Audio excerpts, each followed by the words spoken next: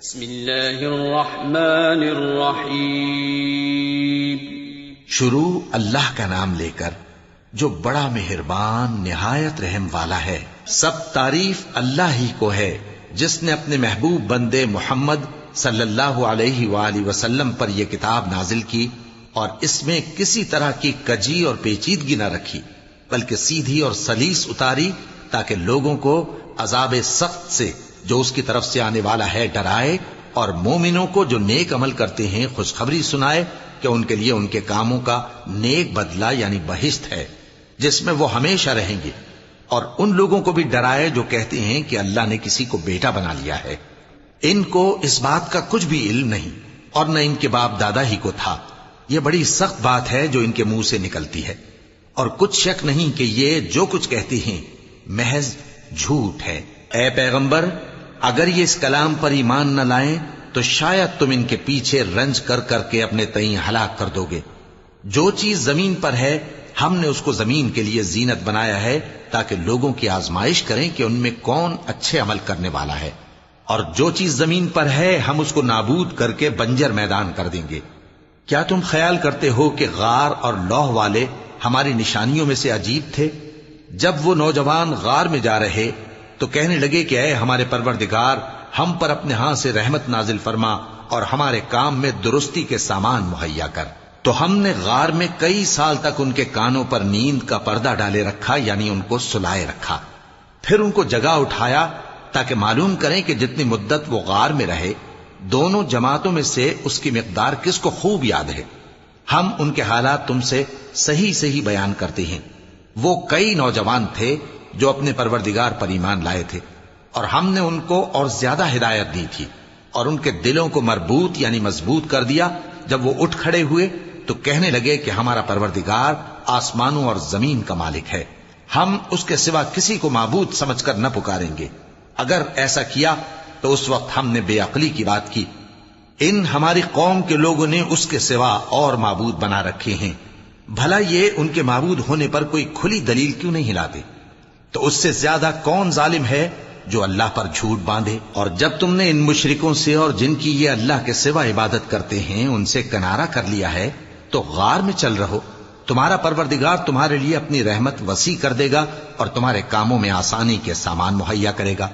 اور جب سورج نکلے تو تم دیکھو کہ دھوپ ان کے غار سے داہنی طرف سمٹ جائے، اور جب غروب ہو تو ان سے بائیں طرف کترا جائے، اور وہ اس غار کے کشادہ حصے میں تھے۔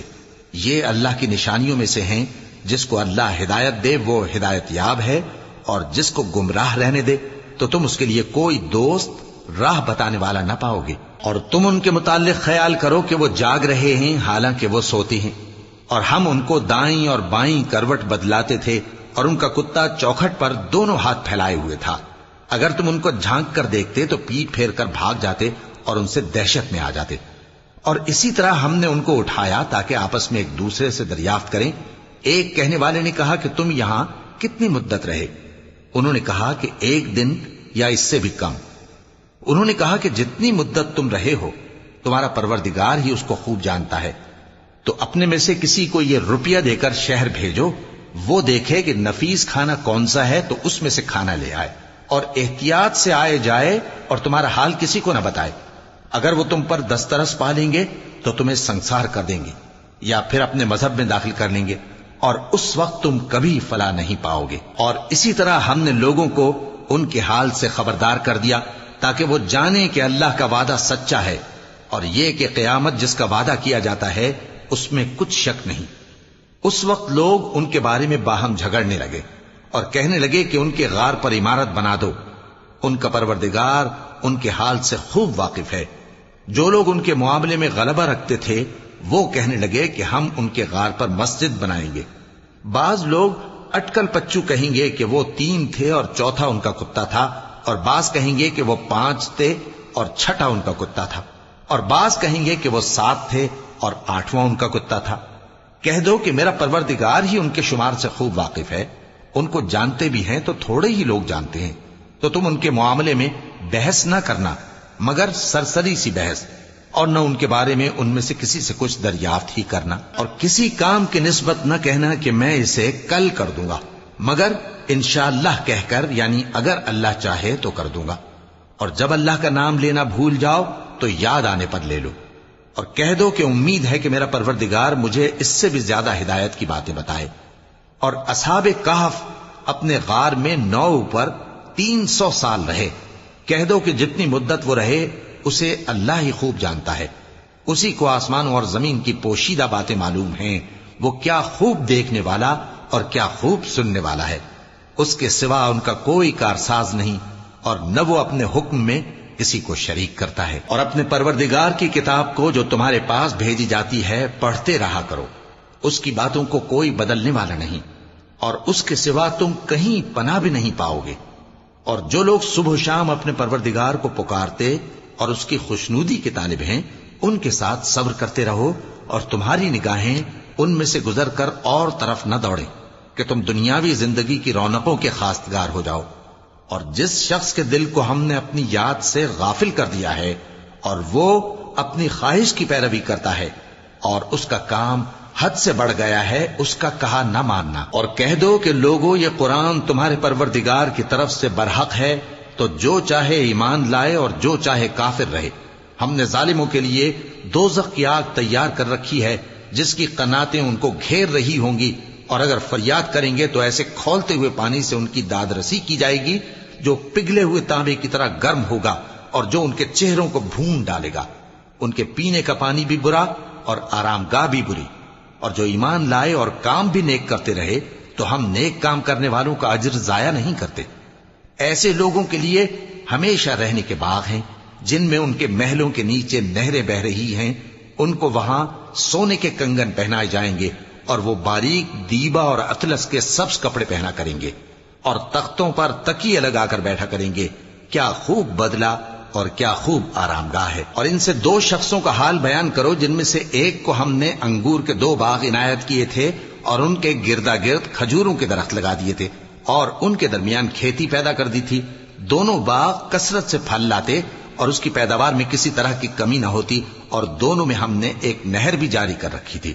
اور اس طرح اس شخص کو ان کی پیداوار ملتی رہتی تھی۔ تو ایک دن جبکہ وہ اپنے دوست سے باتیں کر رہا تھا، کہنے لگا کہ میں تم سے مال و دولت میں بھی زیادہ ہوں اور جتھے اور جماعت کے لحاظ سے بھی زیادہ عزت والا ہوں، اور ایسی شیخیوں سے اپنے حق میں ظلم کرتا ہوا اپنے باغ میں داخل ہوا۔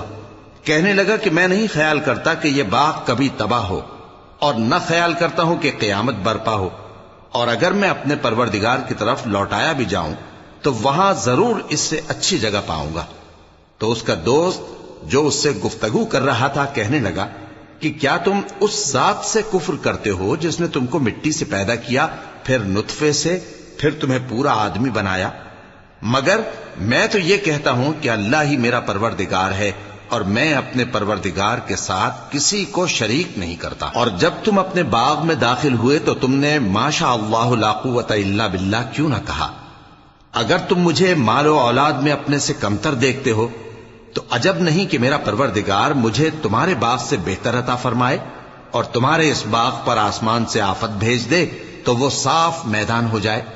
یا اس باغ کی نہر کا پانی گہرائی میں اتر جائے تو پھر تم اسے تلاش نہ کر سکو،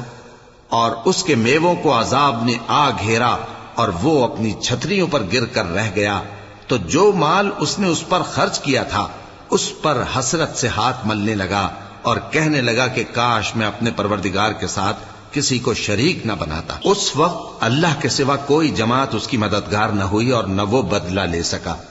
یہاں سے ثابت ہوا کہ حکومت سب اللہ کی ہے، جو معبود برحق ہے وہی بہترین ثواب عطا کرنے والا اور بہترین انجام لانے والا ہے۔ اور ان سے دنیا کی زندگی کی مثال بھی بیان کر دو کہ وہ ایسی ہے جیسے پانی جسے ہم نے آسمان سے برسایا تو اس کے ساتھ زمین کی پیداوار مل کر نکلی، پھر وہ چورا چورا ہو گئی کہ ہوائیں اسے اڑاتی پھرتی ہیں، اور اللہ تو ہر چیز پر قدرت رکھتا ہے۔ مال اور بیٹے تو دنیا کی زندگی کی رونق و زینت ہیں، اور نیکیاں جو باقی رہنے والی ہیں وہ ثواب کے لحاظ سے تمہارے پروردگار کے ہاں بہت اچھی اور امید کے لحاظ سے بہت بہتر ہیں۔ اور جس دن ہم پہاڑوں کو چلائیں گے اور تم زمین کو صاف میدان دیکھو گے اور ان لوگوں کو ہم جمع کر لیں گے تو ان میں سے کسی کو بھی نہیں چھوڑیں گے، اور سب تمہارے پروردگار کے سامنے صف باندھ کر لائے جائیں گے، تو ہم ان سے کہیں گے کہ جس طرح ہم نے تم کو پہلی بار پیدا کیا تھا اسی طرح آج تم ہمارے سامنے آئے، لیکن تم نے تو یہ خیال کر رکھا تھا کہ ہم نے تمہارے لیے قیامت کا کوئی وقت مقرر ہی نہیں کیا، اور اعمال کی کتاب کھول کر رکھی جائے گی تو تم گناہگاروں کو دیکھو گے کہ جو کچھ اس میں لکھا ہوگا اس سے ڈر رہے ہوں گے، اور کہیں گے ہائے شامت، یہ کیسی کتاب ہے کہ نہ چھوٹی بات کو چھوڑتی ہے نہ بڑی کو، کوئی بات بھی نہیں مگر اسے لکھ رکھا ہے، اور جو عمل کیے ہوں گے سب کو حاضر پائیں گے، اور تمہارا پروردگار کسی پر ظلم نہیں کرے گا۔ اور جب ہم نے فرشتوں کو حکم دیا کہ آدم کو سجدہ کرو تو سب نے سجدہ کیا مگر ابلیس نے نہ کیا، وہ جنات میں سے تھا تو اپنے پروردگار کے حکم سے باہر ہو گیا۔ کیا تم اس کو اور اس کی اولاد کو میرے سوا دوست بناتے ہو، حالانکہ وہ تمہارے دشمن ہیں، اور شیطان کی دوستی ظالموں کے لیے اللہ کی دوستی کا برا بدل ہے۔ میں نے ان کو نہ تو آسمانوں اور زمین کے پیدا کرنے کے وقت بلایا تھا اور نہ خود ان کے پیدا کرنے کے وقت، اور میں ایسا نہ تھا کہ گمراہ کرنے والوں کو مددگار بناتا۔ اور جس دن اللہ فرمائے گا کہ اب میرے شریکوں کو جن کی نسبت تم معبود ہونے کا گمان رکھتے تھے بلاؤ، تو وہ ان کو بلائیں گے مگر وہ ان کو کچھ جواب نہ دیں گے، اور ہم ان کے درمیان ہلاکت کی ایک جگہ بنا دیں گے، اور گناہگار لوگ دوزخ کو دیکھیں گے تو یقین کر لیں گے کہ وہ اس میں پڑنے والے ہیں، اور اس سے بچنے کا کوئی راستہ نہ پائیں گے۔ اور ہم نے اس قرآن میں لوگوں کے سمجھانے کے لیے طرح طرح کی مثالیں بیان فرمائی ہیں، لیکن انسان سب چیزوں سے بڑھ کر جھگڑالو ہے، اور لوگوں کے پاس جب ہدایت آ گئی تو ان کو کس چیز نے منع کیا کہ ایمان لائیں اور اپنے پروردگار سے بخشش مانگیں، بجز اس کے کہ اس بات کے منتظر ہوں کہ انہیں بھی پہلوں کا سا معاملہ پیش آئے یا ان پر عذاب سامنے سے آ جائے۔ اور ہم جو پیغمبروں کو بھیجا کرتے ہیں تو صرف اس لیے کہ لوگوں کو اللہ کی نعمتوں کی خوشخبریاں سنائیں اور عذاب سے ڈرائیں، اور جو کافر ہیں وہ باطل کی مدد سے جھگڑا کرتے ہیں تاکہ اس سے حق کو پھسلا دیں، اور انہوں نے ہماری آیتوں کو اور جس چیز سے ان کو ڈرایا جاتا ہے اسے ہنسی بنا لیا ہے۔ اور اس سے بڑھ کر ظالم کون، جس کو اس کے پروردگار کی آیات کے ذریعے سمجھایا گیا تو اس نے ان سے منہ پھیر لیا، اور جو اعمال وہ آگے کر چکا اس کو بھول گیا۔ ہم نے ان کے دلوں پر پردے ڈال دیے کہ اسے سمجھ نہ سکیں، اور کانوں میں ثقل پیدا کر دیا ہے کہ سن نہ سکیں، اور اگر تم ان کو رستے کی طرف بلاؤ تو کبھی رستے پر نہ آئیں گے، اور تمہارا پروردگار بخشنے والا صاحب رحمت ہے۔ اگر وہ ان کے کرتوتوں پر ان کو پکڑنے لگے تو ان پر جھٹ عذاب بھیج دے، مگر ان کے لیے ایک وقت مقرر کر رکھا ہے کہ اس کے عذاب سے کوئی پناہ کی جگہ نہ پائیں گے۔ اور یہ بستیاں جو ویران پڑی ہیں، جب انہوں نے کفر کر کے ظلم کیا تو ہم نے ان کو تباہ کر دیا، اور ان کی تباہی کے لیے ایک وقت مقرر کر دیا تھا۔ اور جب موسیٰ نے اپنے شاگرد سے کہا کہ جب تک میں دو دریاؤں کے ملنے کی جگہ نہ پہنچ جاؤں ٹلنے کا نہیں، خاص صدیوں چلتا رہوں، پھر جب وہ دونوں ان دریاؤں کے سنگم پر پہنچے تو اپنی مچھلی بھول گئے، پھر اس مچھلی نے دریا میں سرنگ کی طرح اپنا رستہ بنا لیا۔ جب آگے چلے تو موسیٰ نے اپنے شاگرد سے کہا کہ ہمارا کھانا لاؤ، اس سفر سے ہم کو بہت تکان ہو گئی ہے۔ اس نے کہا کہ بھلا آپ نے دیکھا کہ جب ہم نے اس چٹان کے پاس آرام کیا تھا تو میں مچھلی وہیں بھول گیا، اور مجھے آپ سے اس کا ذکر کرنا شیطان نے بھلا دیا، اور اس مچھلی نے عجیب طرح سے دریا میں اپنا رستہ بنایا۔ موسیٰ نے کہا یہی تو وہ مقام ہے جسے ہم تلاش کرتے تھے، تو وہ اپنے پاؤں کے نشان دیکھتے دیکھتے لوٹ گئے۔ وہاں انہوں نے ہمارے بندوں میں سے ایک بندہ دیکھا جس کو ہم نے اپنے ہاتھ سے رحمت خاص سے نوازا تھا اور اپنے پاس سے ایک خاص علم بخشا تھا۔ موسیٰ نے ان سے جن کا نام خضر تھا کہا کہ جو علم اللہ کی طرف سے آپ کو سکھایا گیا ہے، اگر آپ اس میں سے مجھے کچھ بھلائی کی باتیں سکھائیں تو میں آپ کے ساتھ رہوں۔ خضر نے کہا کہ تم میرے ساتھ رہ کر صبر نہیں کر سکو گے، اور جس بات کی تمہیں خبر ہی نہیں اس پر صبر کر بھی کیسے سکتے ہو؟ موسیٰ نے کہا اللہ نے چاہا تو آپ مجھے صابر پائیے گا، اور میں آپ کے ارشاد کے خلاف نہیں کروں گا۔ خضر نے کہا اگر تم میرے ساتھ رہنا چاہو تو شرط یہ ہے مجھ سے کوئی بات نہ پوچھنا جب تک میں خود اس کا ذکر تم سے نہ کروں۔ تو دونوں چل پڑے، یہاں تک کہ جب کشتی میں سوار ہوئے تو خضر نے کشتی کو پھاڑ ڈالا۔ موسیٰ نے کہا کیا آپ نے اس کو اس لیے پھاڑا ہے کہ سواروں کو غرق کر دی؟ یہ تو آپ نے بڑی عجیب بات کی۔ خضر نے کہا کیا میں نے نہیں کہا تھا کہ تم میرے ساتھ صبر نہ کر سکو گے؟ موسیٰ نے کہا کہ جو بھول مجھ سے ہوئی اس پر مواخذہ نہ کیجیے اور میرے معاملے میں مجھ پر مشکل نہ ڈالیے۔ پھر دونوں چلے، یہاں تک کہ رستے میں ایک لڑکا ملا تو خضر نے اسے مار ڈالا۔ موسیٰ نے کہا کہ آپ نے ایک بے گناہ شخص کو ناحق بغیر قصاص کے مار ڈالا، یہ تو آپ نے بری بات کی۔ خضر نے کہا کیا میں نے نہیں کہا تھا کہ تم سے میرے ساتھ صبر نہیں ہو سکے گا؟ انہوں نے کہا کہ اگر میں اس کے بعد پھر کوئی بات پوچھوں یعنی اعتراض کروں تو مجھے اپنے ساتھ نہ رکھیے گا کہ آپ میری طرف سے عذر کے قبول کرنے میں حد کو پہنچ گئے ہیں۔ پھر دونوں چلے، یہاں تک کہ گاؤں والوں کے پاس پہنچے اور ان سے کھانا طلب کیا۔ انہوں نے ان کی ضیافت کرنے سے انکار کیا۔ پھر انہوں نے وہاں ایک دیوار دیکھی جو گرا چاہتی تھی تو خضر نے اس کو سیدھا کر دیا۔ موسیٰ نے کہا کہ اگر آپ چاہتے تو ان سے اس کا معاوضہ لے لیتے تاکہ کھانے کا کام چلتا۔ خضر نے کہا کہ اب مجھ میں اور تم میں علیحدگی، مگر جن باتوں پر تم صبر نہ کر سکے میں ان کا تمہیں بھید بتائے دیتا ہوں کہ وہ جو کشتی تھی غریب لوگوں کی تھی جو دریا میں محنت کر کے یعنی کشتیاں چلا کر گزارا کرتے تھے، اور ان کے سامنے کی طرف ایک بادشاہ تھا جو ہر اچھی کشتی کو زبردستی چھین لیتا تھا، تو میں نے چاہا کہ اسے عیبدار کر دوں تاکہ وہ اسے غصب نہ کر سکے۔ اور وہ جو لڑکا تھا اس کے ماں باپ دونوں مومن تھے، ہمیں اندیشہ ہوا کہ وہ بڑا ہو کر بد کردار ہوگا تو کہیں ان کو سرکشی اور کفر میں نہ پھنسا دے، تو ہم نے چاہا کہ ان کا پروردگار اس کی جگہ ان کو اور بچہ عطا فرمائے جو اخلاقی پاکیزگی میں بہتر اور محبت میں زیادہ قریب ہو۔ اور وہ جو دیوار تھی سو 2 یتیم لڑکوں کی تھی جو شہر میں رہتے تھے، اور اس کے نیچے ان کا خزانہ دفن تھا، اور ان کا باپ ایک نیک آدمی تھا۔ تو تمہارے پروردگار نے چاہا کہ وہ اپنی جوانی کو پہنچ جائیں اور پھر اپنا خزانہ نکالیں۔ یہ تمہارے پروردگار کی مہربانی ہے، اور یہ کام میں نے اپنی طرف سے نہیں کیے، یہ ان باتوں کی حقیقت ہے جن پر تم صبر نہ کر سکے۔ اور تم سے ذوالقرنین کے بارے میں دریافت کرتے ہیں، کہہ دو کہ میں اس کا کسی قدر حال تمہیں پڑھ کر سناتا ہوں۔ ہم نے اس کو زمین میں بڑا اقتدار دیا تھا اور ہر طرح کا سامان اس کو عطا کیا تھا، تو اس نے ایک سفر کا سامان کیا، یہاں تک کہ جب سورج کے غروب ہونے کی جگہ پہنچا تو اسے ایسا پایا کہ ایک کیچڑ والے چشمے میں ڈوب رہا ہے، اور اس چشمے کے پاس ایک قوم دیکھی۔ ہم نے کہا ذوالقرنین تم ان کو خواہ تکلیف دو خواہ ان کے بارے میں بھلائی اختیار کرو، دونوں باتوں کی تم کو قدرت ہے۔ ذوالقرنین نے کہا کہ جو کفر و بد کرداری سے ظلم کرے گا اسے ہم سزا دیں گے، پھر وہ اپنے پروردگار کی طرف لوٹایا جائے گا تو وہ بھی اسے بڑا عذاب دے گا، اور جو ایمان لائے گا اور عمل نیک کرے گا اس کے لیے بہت اچھا بدلہ ہے، اور ہم اپنے معاملے میں اس سے نرم بات کہیں گے۔ پھر اس نے ایک اور سامان سفر کیا، یہاں تک کہ سورج کے طلوع ہونے کے مقام پر پہنچا تو دیکھا کہ وہ ایسے لوگوں پر طلوع ہوتا ہے جن کے لیے ہم نے دھوپ سے بچاؤ کی کوئی اوٹ نہیں بنائی تھی۔